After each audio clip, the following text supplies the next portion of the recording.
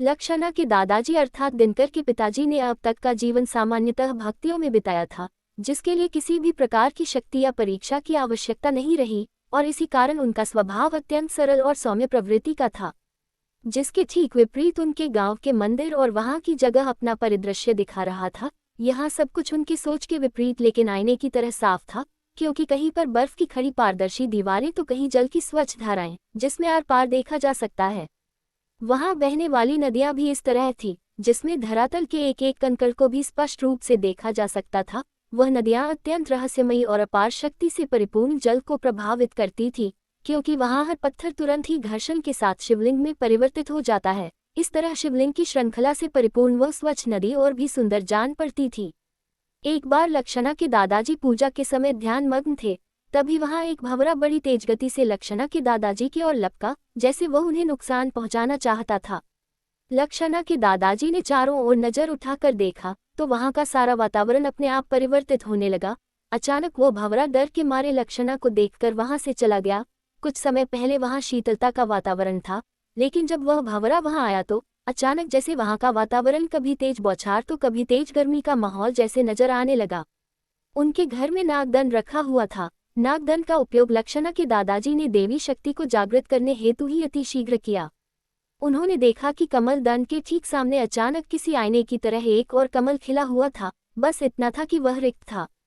लक्षणा ने तुरंत उस नागदंड को उस कमल दंड की ओर मुख रख वहां स्थापित कर दिया। देखते ही देखते उस कमल दंड के ऊपर का कमल खिल उठा।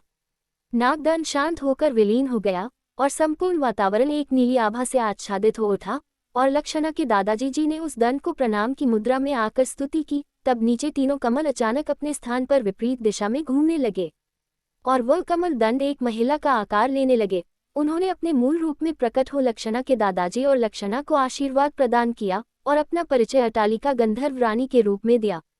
अटालिका अपने माथे पर लालमणि को धारण कर कमल दंड के रूप में लक्षणा को देख रही थी, और अपनी शक्ति का परिचय देने के पश्चात लक्षणा और उसके दादाजी को उनका दर्शन संभव हो पाया। उन्होंने लालमणि से लक्षणा को स्पर्श किया और आशीर्वाद दिया, और वो वहां से चली गईं। तब लक्षणा ने अपने दादाजी से कुछ नाग और सर्पों के बारे में जानना चाहा। तब वे कहते हैं कि दादी से तो तुमने नाग और सर्प के बारे में बहुत सुना है। हाँ दादाजी, सुना तो है, अब थोड़ा कुछ आप भी बता दीजिए।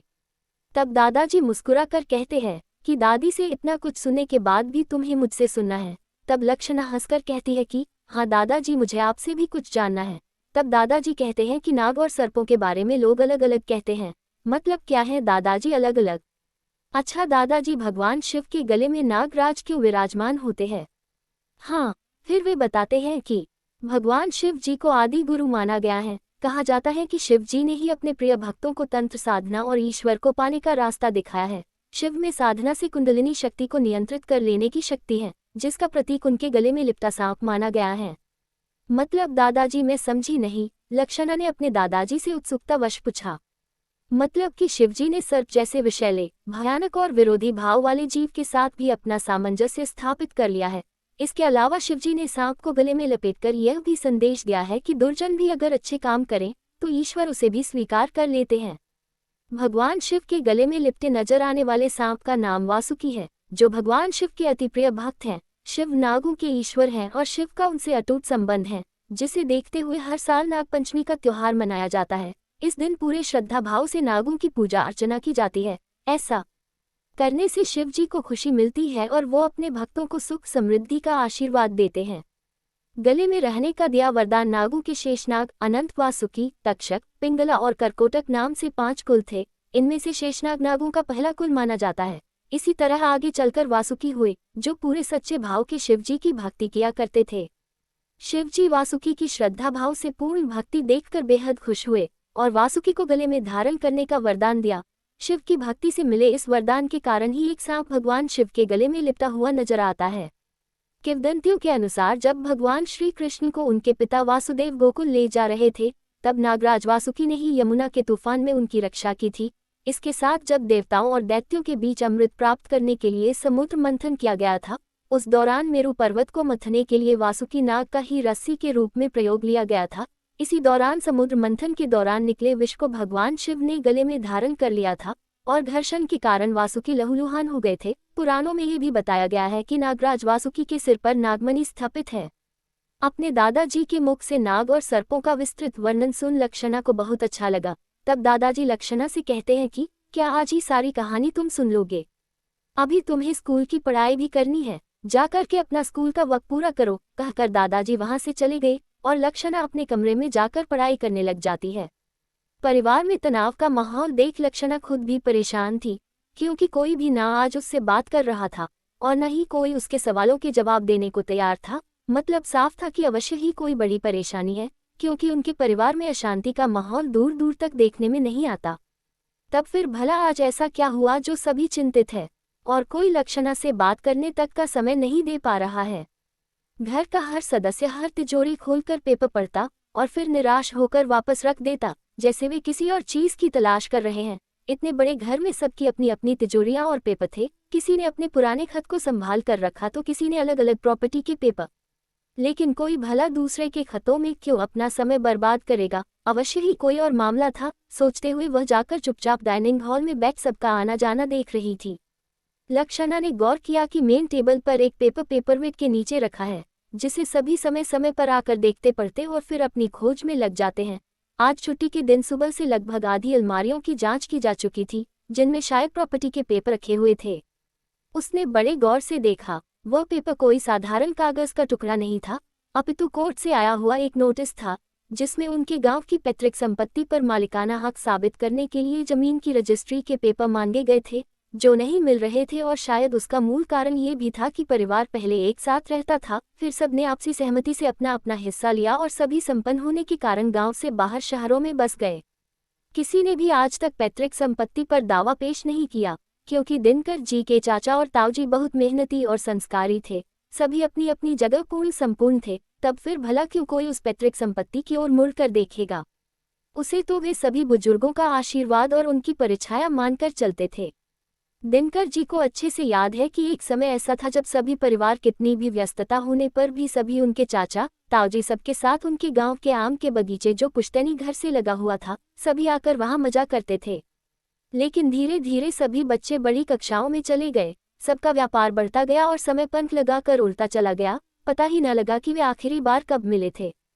कभी कभार किसी शादी ब्याह पर मेल मिलाप हो जाता और कभी कभार अति आवश्यक होने पर फोन की घंटी बज जाती। बस यहीं तक संबंध शेष रह गए थे। कभी किसी ने भी जायदाद के पेपर के बारे में चर्चा तक नहीं की। लेकिन आज अचानक सरकार ने नई नीति के कारण सभी परिवारों को बही में सुधार और पट्टों की गणना के लिए अपना अपना वसीयतनामा पेश करने को कहा गया। तब कहीं जाकर सबको यह एहसास हुआ कि आज तक उन्होंने वसीयतनामा पर ध्यान ही नहीं दिया, क्योंकि गांव के विवाद में बहुत कम होते और नौकर चाकर जिनके भरोसे खेती छोड़ रखी है, खुद ही मुनाफे का पैसा और फसल पूरी ईमानदारी से सभी के घर पहुंचा देते। लेकिन आज अचानक आए ये नई समस्या से कैसे निपटे समझ न आता, क्योंकि वास्तव में वह पेपर उस विषय में आज तक किसी ने सोचा ही नहीं था। आज पहले की अपेक्षा कुछ ज्यादा ही टेलीफोन बज रहा है। रह रहकर सबके फोन आते और सब यही सवाल पूछते कि आखिर वसीयतनामा किसी को मिला क्या, क्योंकि गांव के ट्रंक पेटी धीरे धीरे लगभग सभी ने उठाकर अपने घर ले जा लिए, लेकिन वसीयतनामे पर किसी ने ध्यान नहीं दिया।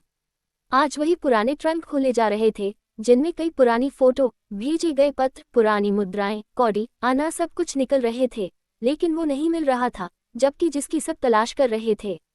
अचानक लक्षणा की ओर उसके दादाजी का ध्यान गया और पूछने लगे, लक्षणा क्या बात है? गंभीर लग रही हो, कोई परेशानी है क्या लक्षणा? लक्षणा ने बड़ी मासूमियत से कहा, नहीं दादाजी, आप सबको परेशान देखकर थोड़ी परेशान हूँ।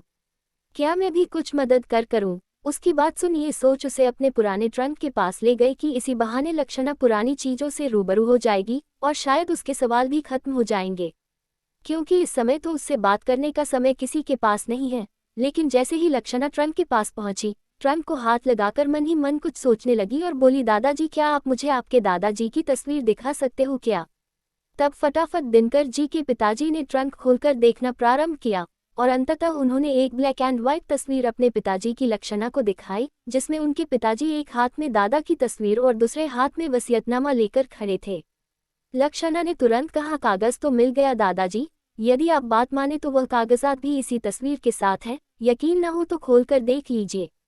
दादाजी भली भांति जानते थे कि लक्षणा में नाग शक्ति के गुण मौजूद है, और उसकी बात असत्य नहीं हो सकती, क्योंकि किसी भी गुप्त राज और धन को तुरंत भाप लेने की शक्ति और ढूंढ लेने की शक्ति नाग और गंधर्व के पास विशेष रूप से संरक्षित है।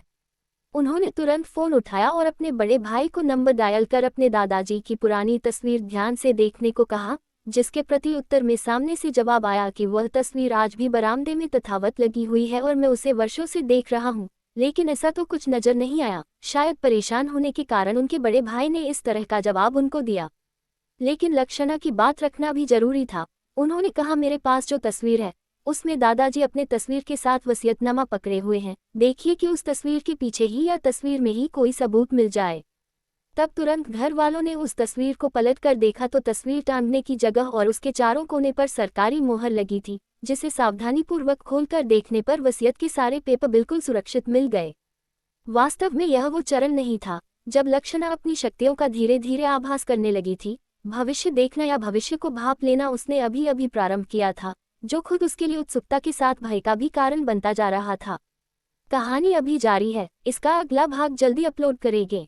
चैनल को सब्सक्राइब करना ना भूलें। धन्यवाद।